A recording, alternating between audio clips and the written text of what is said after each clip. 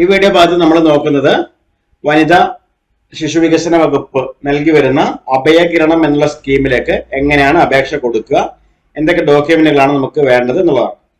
അതായത് വിധവകളെ സംരക്ഷിക്കുന്ന ബന്ധുക്കൾക്ക് നൽകുന്ന ഒരു ധനസഹായമാണ് അഭയകിരണം സ്കീം എന്നുള്ളത്. അപേക്ഷ കൊടുക്കുന്ന സമയത്ത് നമ്മൾ ശ്രദ്ധിക്കേണ്ട കാര്യം എന്നുള്ളത് അതിലേക്ക് ആവശ്യമുള്ള ഡോക്യുമെന്റുകളായിട്ടുള്ള ration card, Aadhaar card, bank passbook, വരുമാന സർട്ടിഫിക്കറ്റ്, BPL പെട്ട ആളുകളല്ല എന്നുണ്ടെങ്കിൽ വരുമാന സർട്ടിഫിക്കറ്റ്, അതുപോലെ തന്നെ ആള് ഈ പറയുന്ന വിധവ മറ്റൊരാളുടെ സംരക്ഷണത്തിലാണ് കഴിയുന്നത് എന്നുള്ള വില്ലേജ് ഓഫീസർ നൽകുന്ന സാക്ഷ്യപത്രമോ അതുമല്ലെങ്കിൽ വാർഡ് മെമ്പർ നൽകുന്ന ഒരു സാക്ഷ്യപത്രമോ, അതുപോലെ തന്നെ ജോയിന്റ് അക്കൗണ്ട്, വിധവയുടെയും വിധവയെ സംരക്ഷിക്കുന്ന ആളുടെ പേരിലുമുള്ള ജോയിന്റ് അക്കൗണ്ട് നമ്പർ, ഇത്രയും കാര്യങ്ങൾ നിർബന്ധമായിട്ടും ആദ്യം തന്നെ നമ്മൾ ശേഖരിച്ച് വെക്കുക. അതിനുശേഷമായിരിക്കണം നമ്മൾ അപേക്ഷ കൊടുക്കാനായിട്ട് സ്റ്റാർട്ട് ചെയ്യുന്നത്. പുതുതായിട്ട് രജിസ്റ്റർ ചെയ്യാനുള്ള ഭാഗത്ത് ക്ലിക്ക് ചെയ്യുക. ഇവിടെ എന്റർ നെയിം എന്നുള്ള ഭാഗത്ത് ആളുടെ പേര്, അപേക്ഷിക്കുന്ന ആളുടെ പേര് എൻ്റർ ചെയ്ത് കൊടുക്കുക. മൊബൈൽ നമ്പർ എന്നുള്ള ഭാഗത്ത് മൊബൈൽ നമ്പർ എൻ്റർ ചെയ്ത് കൊടുക്കുക. അടുത്തായിട്ട് ഇമെയിൽ ID എൻ്റർ ചെയ്ത് കൊടുക്കുക. അടുത്തായിട്ട് വെരിഫിക്കേഷൻ കോഡ് എന്നുള്ള ഭാഗത്ത് മൊബൈലിലോട്ട് കോഡ് സ്വീകരിക്കുന്നു അല്ലെ ഇമെയിൽ IDയിലോട്ട് സ്വീകരിക്കുന്നു എന്നുള്ള ചോദ്യമാണ്. അത് സെലക്ട് ചെയ്ത് കൊടുക്കുക. താഴെയുള്ള സെക്യൂരിറ്റി കോഡ് എൻ്റർ ചെയ്ത് കൊടുക്കുക. രജിസ്റ്റർ ബട്ടൺ ക്ലിക്ക് ചെയ്യുക. ഇപ്പൊ നമുക്കൊരു OTP വന്നിട്ടുണ്ടാവും നമ്മുടെ മൊബൈലിലോട്ട്. അത് എൻ്റർ ചെയ്ത് കൊടുക്കുക. ഇത് കസ്റ്റമറുടെ മൊബൈൽ നമ്പർ കൊടുക്കുന്നതാണ് ഉചിതം. സബ്മിറ്റ് ഭാഗത്ത് ക്ലിക്ക് ചെയ്ത് കൊടുക്കുക. അടുത്തായിട്ട് കുറച്ച് രജിസ്ട്രേഷൻ നടപടികളാണ്. ഇവിടെ ആദ്യം തന്നെ ജെൻഡർ, ജില്ല, താലൂക്ക്, വില്ലേജ്, കോർപ്പറേഷൻ, വീട്ടു നമ്പർ, വീട്ടുപേര്, പോസ്റ്റ് ഓഫീസ്, സ്ഥലം, പിൻകോഡ്, ഇമെയിൽ ID, അതുപോലെ തന്നെ Aadhaar card number. User name എന്നുള്ള ഭാഗത്ത് ഒരു യൂസർ നെയിം നമ്മൾ കൊടുക്കുക. അവിടെ ആൽഫബറ്റും നമ്പേഴ്സും മാത്രമേ അലൗഡ് ഉള്ളൂ, സ്പെഷ്യൽ ക്യാരക്ടറോ മറ്റോ അലൗഡ് അല്ല. പാസ്വേഡ് എന്നുള്ള ഭാഗത്ത് ഒരു പാസ്വേഡ് ക്രിയേറ്റ് ചെയ്യുക. ആ ഒരു പാസ്വേഡ് തന്നെ വീണ്ടും എൻ്റർ ചെയ്ത് കൊടുക്കുക. അതിനുശേഷം രജിസ്റ്റർ എന്നുള്ള ബട്ടൺ ക്ലിക്ക് ചെയ്യുക.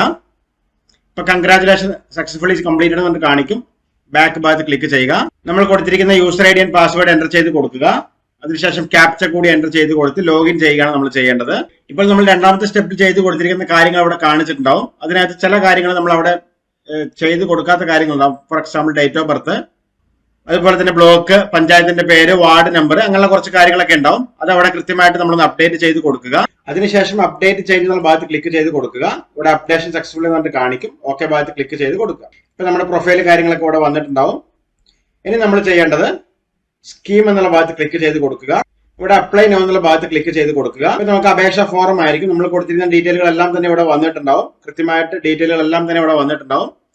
അതിനുശേഷം കുറച്ച് ഭാഗങ്ങൾ നമ്മുടെ പ്രൊഫൈലിൽ നിന്നല്ലാത്ത ഭാഗങ്ങൾ പൂരിപ്പിക്കാനുണ്ടാവും. ഫോർ എക്സാമ്പിൾ വിധവയുടെ പേര്, പൂർണ്ണമായിട്ടുള്ള മേൽവിലാസം, ജില്ല ഏതാണെന്നുള്ളത്, അപേക്ഷ കൊടുക്കുന്ന ജില്ല ഏതാണ്, അതുപോലെ തന്നെ ജനന തീയതി ഏതാണ്, അതുപോലെ തന്നെ വിധവയുടെ വാർഷിക വരുമാനം എത്ര, വിധവയുമായിട്ടുള്ള അപേക്ഷകന്റെ അല്ലെങ്കിൽ അപേക്ഷകരുടെ ബന്ധം എന്താണ്, വിധവയുടെ മക്കളുടെ എണ്ണം ഉണ്ടെങ്കിൽ അത് അവിടെ കൊടുക്കുക. വിധവയുടെയും സംരക്ഷകന്റെയും സംയുക്തമായിട്ടുള്ള ബാങ്ക് അക്കൗണ്ട് നമ്പർ, അതുപോലെ തന്നെ IFSC കോഡ്, ബ്രാഞ്ച്, അത് കൃത്യമായിട്ട് അവിടെ കൊടുക്കുക. ഇതിന് മുന്നേ തുക ലഭിച്ചിട്ടുണ്ടെങ്കിൽ അത് അവിടെ എൻ്റർ ചെയ്ത് കൊടുക്കുക. അതിനുശേഷം കൃത്യമായിട്ട് ഫയലുകൾ അപ്ലോഡ് ചെയ്ത് കൊടുക്കുകയാണ് നമ്മൾ ചെയ്യേണ്ടത്. വിധവയുടെ റേഷൻ കാർഡിന്റെ കോപ്പി കൊടുക്കണം, ആധാർ കാർഡിന്റെ കോപ്പി കൊടുക്കണം, സംരക്ഷിക്കുന്ന ആളുടെ ആധാർ കാർഡിന്റെ കോപ്പി കൊടുക്കണം, റേഷൻ കാർഡിന്റെ കോപ്പിയും കൊടുക്കണം. ഓക്കെ, ബാങ്ക് പാസ്ബുക്കിന്റെ കോപ്പി കൊടുക്കണം. അതുപോലെ തന്നെ വിധവ ഇപ്പൊ മറ്റൊരാളുടെ സംരക്ഷണത്തിലാണോ ഉള്ളത് എന്നുള്ളത് വില്ലേജ് ഓഫീസറുടെ സർട്ടിഫിക്കറ്റ് നമ്മളോട് കൊടുക്കണം. അല്ലെങ്കിൽ തദ്ദേശ സ്വയംഭരണ പ്രതിനിധി, അതായത് വാർഡ് മെമ്പറുടെ സാക്ഷ്യപത്രം അവിടെ കൊടുക്കണം. BPL വിഭാഗത്തിൽ പെട്ട ആളുകളല്ല എങ്കിൽ വില്ലേജ് ഓഫീസർ നൽകുന്ന വരുമാന സർട്ടിഫിക്കറ്റും കൂടി നമ്മൾ ഇതിന്റെ കൂടെ ഹാജരാക്കണം. അതിനുശേഷം നമ്മുടെ ആപ്ലിക്കേഷൻ സബ്മിറ്റ് ചെയ്യുന്ന ഓഫീസ് അവിടെ കാണിക്കും. ഡിക്ലെയർ ഭാഗത്ത് ക്ലിക്ക് ചെയ്ത് സബ്മിറ്റ് എന്നുള്ള ബട്ടൺ ക്ലിക്ക് ചെയ്തതോടുകൂടി അപേക്ഷ ഈ ഒരു ഓഫീസിലോട്ട് ചെല്ലുന്നതാണ്. അപ്പൊ ഈ ഒരു രീതിയിലാണ് നമ്മൾ അഭയകിരണം സ്കീമിന് നമ്മൾ അപേക്ഷ കൊടുക്കുന്നത്.